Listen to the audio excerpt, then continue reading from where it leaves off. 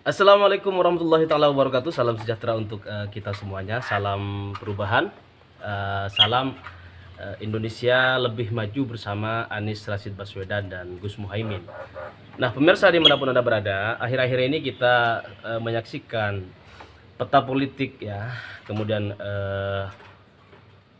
katakan yang bab Pilpres nih 2024 yang udah semakin dekat gitu. Ini semakin seru saja. Kenapa? Karena koalisi di kubu Ganjar Pranowo ataupun Prabowo Subianto ini posisinya sangat mengkhawatirkan, karena beberapa pekan terakhir ini menyaksikan laju apa ya pencapaian dari Anies Rashid Baswedan bersama Gus Muhaimin ini sudah melejit sangat pesat sekali dan sekali lagi tak terbendung gitu. Ini nggak terbendung. Akhirnya muncul kabar ya, angin segar bahwa ada kemungkinan Ganjar dengan Prabowo ini akan menjadi satu karena kos politik untuk dua putaran itu sangat mahal kata politisi PDIP. Kemudian juga ada banyaklah ya politikus-politikus yang berpendapat bahwa sepertinya Pilpres 2024 ini kita usahakan gimana hanya satu putaran saja. Kenapa? Karena alasan mereka adalah bahwa eh, kos politik sangat mahal, kemudian ini sangat tidak memungkinkan dan tidak efektif dalam Pilpres tentu di 2024 yang akan datang.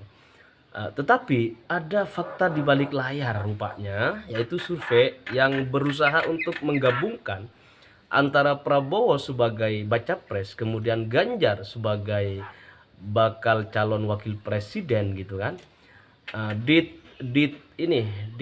Ditandingkan dengan Anies Gus Imin gitu, Amin. Mereka tetap kalah gitu.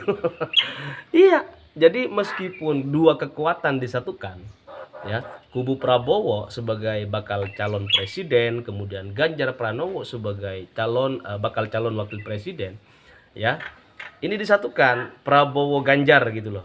Kalau kalau ininya lah Prabowo Ganjar, kemudian di sebelahnya ada Amin ya, Anies Baswedan dan Gus Muhaimin. Ini survei dilakukan di sosial media, ini langsung jauh gitu. Meski satu putaran, ya kedua kekuatan disatukan masih tetap kalah dengan hasil yang apa ya di polling, di voting oleh rakyat di media sosial. Nah, ini pemirsa satu hal yang hari ini saya bilang tadi bahwa ini rahasia di balik dapur sebenarnya. Cuman apa boleh buat gitu kan, fakta bicara begitu. Nah, akhirnya per hari ini kubu Ganjar maupun Prabowo sendiri, Gerindra ataupun PDIP gitu, ini cari jalan tengah untuk bisa bersatu. Ada upaya seperti itu karena barangkali mungkin nanti dengan bersatunya koalisi maju ini punya Prabowo ya bersatu dengan koalisinya PDI Perjuangan gitu. Ini dua kekuatan yang barangkali masih memungkinkan untuk menjungkir balik menjungkir balik posisi Anies Rashid Baswedan yang faktanya di masyarakat ini tingkat keterpilihannya itu tak terkejar. Jadi gelombang dukungan masyarakat kian hari semakin tak terbendung terhadap Anies Gus Muhaimin ya, terhadap pasangan Amin ini. Nah, inilah yang kemudian kubu Prabowo yang kalau berdiri sendiri akan semakin jauh ngejarnya gitu kan.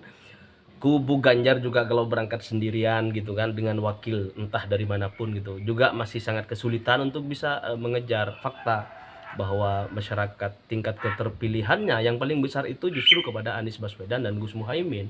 Nah, maka mereka hari ini digadang-gadang akan menyatukan dua kekuatan menjadi satu koalisi. Ya, barangkali koalisi lanjutkan kek atau koalisi apa kek gitu. Yang penting perubahan tetap ada di kubu Anies Gus Muhaimin, Amin gitu. Nah, pemirsa dimanapun Anda berada, saya ingat kepada Najwa Shihab yang kemarin begitu getol ya menguliti fakta-fakta yang masih tersembunyi di balik kepribadian Anies Rashid Baswedan, baik yang berhubungan dengan gagasannya, yang dinilai sangat memuaskan publik dan sangat luar biasa. Kemudian juga berhubungan dengan keluarga, ya keluarganya Anies Rashid Baswedan, karena ini juga perlu bahwa biar nanti tidak ada istilah KKN, ya tidak ada istilah politik dinasti dan lain sebagainya gitu. Kalau orang nggak tahu kan tiba-tiba muncul nama putra putrinya Anies Rashid Baswedan, nanti akan dibilang ini udah mulai nih politik dinasti segala macam, kayak sebelah gitu. Ada yang kemarin gabung PSI gitu kan, meskipun banyak orang ya alah, ini baru nggak dinasti karena nggak di PDIP gitu, sama aja. Sama aja. Jadi masyarakat hari ini alhamdulillah sudah pada cerdas semuanya, dan alhamdulillahnya ya di balik kecerdasan masyarakat ini tingkat pemilihan terhadap Anies Gus Muhaimin ini sudah sangat betul sekali. Jadi kita dukung yang benar, yang baik, ya, yang benar dan baik, karena baik saja tapi nggak benar ini justru akan merusak negara kesatuan Republik Indonesia, ya. Negara yang justru nantinya akan menjadi tambah koruptif gitu. Tetapi kalau kita memilih memastikan diri untuk mendukung Anies Rashid Baswedan dan Gus Muhaimin, ini sudah pilihan yang benar dan baik gitu, baik dan benar gitu. Ya orangnya baik gitu, tidak pernah tersandung kasus korupsi apapun. Meskipun memang pemberitaan banyak sekali yang mencoba untuk men-take down ya posisi elektabilitas mereka yang semakin tak terkejar gitu kan. Tetapi masyarakat alhamdulillah hari ini sudah posisinya benar gitu. Jadi mendukung Anies Rashid Baswedan dengan alasan orangnya baik dan benar, ini sudah benar gitu loh. Oke, pemirsa dimanapun Anda berada, alhamdulillah. Nah, kembali kepada Najwa Shihab yang beberapa pekan terakhir ini benar-benar kritis terhadap 3 pasangan calon. Mulai dari koreksi terhadap gagasan, kemudian mempromosikan ketiganya untuk lebih dikenal masyarakat luas agar tidak salah pilih di Pilpres 2024. Ini sangat luar biasa, kita apresiasi kepada Najwa Shihab dan seluruh kru ya tentunya, kemudian kampus-kampus yang mengundang Anies Rashid Baswedan dengan capres lainnya. Kita ucapkan terima kasih banyak karena dengan begitu kita lebih terbuka memahami gagasan, memahami keluarga capres ya, memahami kinerja, prestasi dan apa capaian-capaian yang sudah diraih atau dilakukan, diperbuat untuk bangsa dan negara ini sejak katakan 10 tahun terakhir ini. Nah, pemirsa, Najwa Shihab kita lihat sempat nanya soal kekayaan Anies Rashid Baswedan dengan menyampaikan fakta LKHPN ya, laporan kekayaan yang yang bersumber dari Komisi Pemberantasan Korupsi KPK.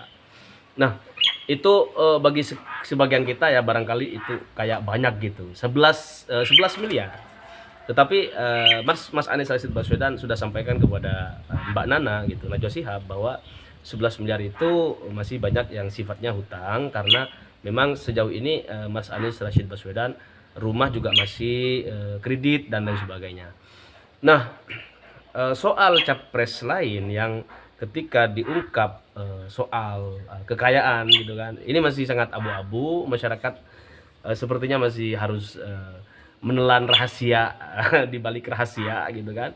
Akhirnya soal kekayaan dan hutang yang hari ini sedang posisinya di posisi Anies Rashid Baswedan, itu masyarakat tidak khawatir bahwa tingkat keterbukaan, transparansi sebagai tokoh publik Mas Anies ini sudah teruji ya. Sejak waktu di DKI Jakarta sebagai gubernur, Mas Anies ini tidak pernah menyembunyikan hal apapun ya. Bahkan masyarakat justru dianjurkan untuk mengetahui pola hidup, kemudian prinsip hidup yang paling prinsipil gitu kan. Kemudian ekonomi Jakarta itu sangat terbuka. Kemudian sistem pemerintahan yang diemban ya, yang dinahkodai oleh Anies Rashid Baswedan ini sudah sangat transparan ketika memimpin DKI Jakarta. Dan juga kita tahu bersama lah bahwa setiap laporan akhir tahun yang disampaikan oleh Pemda DKI di bawah Gubernur Anies Baswedan kepada BPK ya, Badan Pengawas keuangan Republik Indonesia ini selalu mendapatkan eh, penghargaan karena memang laporan keuangannya sangat selain rapih, benar ya, dan tidak ada apa ya, katakan sejumlah uang gitu kan yang kemudian disalahgunakan karena memang faktanya begitu. Maka pencapaian dan hasil buah manis yang dirasakan oleh Anies Rashid Baswedan ini juga menjadi fakta sejarah bahwa warga DKI Jakarta merasakan kebaikan dan kebenaran yang diusung oleh Anies Rashid Baswedan sebagai gubernur di DKI Jakarta. Ini menjadi barokah dan berbuah manfaat yang sangat banyak bagi warganya, sehingga tagline DKI Jakarta yang bahagia warganya ini itu tercapai gitu. Maju kotanya itu tercapai, tidak kalah dengan kota-kota pusat-pusat katakan perkotaan dunia gitu. Jakarta menjadi lebih maju dan Jakarta ini menjadi kota percontohan sebagai ibu kota negara. Jakarta di bawah kepemimpinan Anies Rashid Baswedan ini menjadi sebuah ibu kota percontohan dunia. Dan udah nggak terhitung, barangkali kita udah pada tahu semuanya bahwa penghargaan dari luar ya, penghargaan yang sangat objektif sekali penilaiannya. Nah, itu didapatkan oleh Pemda DKI Jakarta di bawah kepemimpinan Mas Anies Rashid Baswedan. Nah, pemirsa dimanapun Anda berada, sekali lagi apapun pertanyaan yang sudah disampaikan oleh Najwa Shihab terkait keuangan atau ekonomi Mas Anies Rashid Baswedan, terkait keluarganya juga, terkait pendidikannya, prestasinya, kemudian apa yang terpenting dari gagasan-gagasan yang sejauh ini akan mengusung perubahan ya di Republik Indonesia ini sudah sangat terjawab. Jadi bagi teman-teman yang masih penasaran dengan video lengkapnya, silakan bisa kita telusuri di media sosial, baik Facebook, baik YouTube ataupun di Twitter dan lain sebagainya. Persoalan nanti ada penilaian miring ya, itu biasa.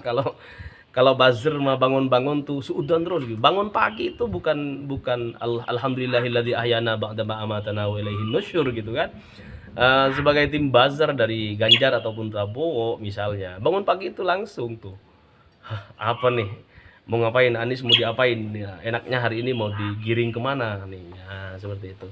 Nah, hal-hal yang sifatnya suudzon ya, tidak baik sangka kepada tetangga, kepada teman, lebih-lebih kepada capres yang hari ini sedang berkontestasi, itu harus kita buang jauh-jauh karena pada prinsipnya Anies Rashid Baswedan ingin mengajak seluruh komponen anak bangsa ini agar pertama setara ya, kedua demokratis ya. Artinya boleh mengkritisi sejauh itu bisa membangun. Kalau memfitnah mah ya janganlah ya. Jangan kemudian bikin informasi hoax hanya untuk menjatuhkan Anies Rashid Baswedan. Jangan kemudian melulu membuat konten-konten yang tidak benar ya. Tuduhan-tuduhan yang menyimpang dari fakta kenyataan di lapangan soal Anies Rashid Baswedan. Nah, kalau kita ingin ya perubahan yang lebih baik, tentunya seperti itu. Nah, pemirsa, mari kita gali terus gagasan-gagasan yang akan terus disampaikan oleh Anies Rashid Baswedan, baik soal kebangsaan, baik terkait ekonomi, baik terkait kemajuan Indonesia ke depan dan lain sebagainya. Lalu konsepnya seperti apa untuk membangun Indonesia ini yang menjadi baldatun thayyibatun wa rabbun ghafur. Nah, terakhir soal suara burung, karena memang saya bareng burung-burung nih di sini, jadi ditemani burung-burung, jadi mohon maaf kita tidak dalam ruangan tertutup, tetapi saya di halaman depan, kemudian ada burung-burung yang bunyinya sangat luar biasa, subhanallah. Salam perubahan, jangan lupa 2024 kita menangkan Anies Rashid Baswedan dan Gus Muhaimin. Amin, Allahumma amin. Assalamualaikum warahmatullahi wabarakatuh.